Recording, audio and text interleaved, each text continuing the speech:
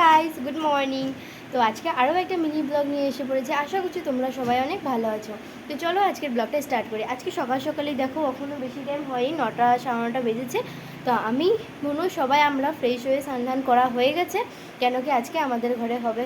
So guys, আজ হচ্ছে আমাদের বাড়িতে বিপদনাশিনী পুজো। তো এখানে মা, বনু, আমি সবাই মিলে কিছু না কিছু জোগাড় যন্ত্র করছিলাম, কিন্তু আমি কি করেছি, প্রথমেই বুদ্ধ পূজাটাকে দিয়ে কমপ্লিট করে নিয়েছি। তো এখন তোমরা দেখো আমরা কিভাবে পুজো করি।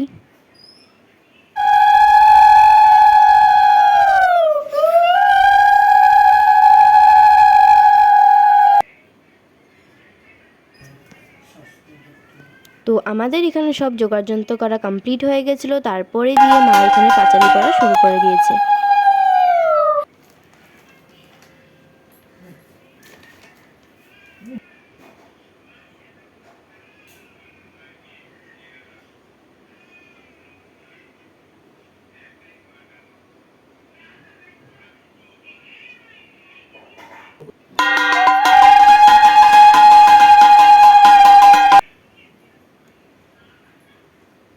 তো আমাদের পুজো করা হয়ে গেছে কমপ্লিট। আর কিছুক্ষণ পরেই তারপর মা দিয়ে দিয়েছিল হচ্ছে প্রসাদ।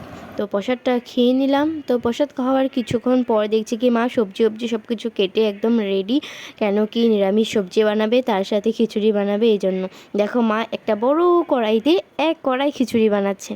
তারপর দিয়ে খিচুড়ি হয়ে গেল, তারপর আমরা দুপুরে লাঞ্চটাও কমপ্লিট করে নিলাম তাড়াতাড়ি করে। আজকের ব্লগটা এইটুকুই। Please like, share and subscribe করে দিবে।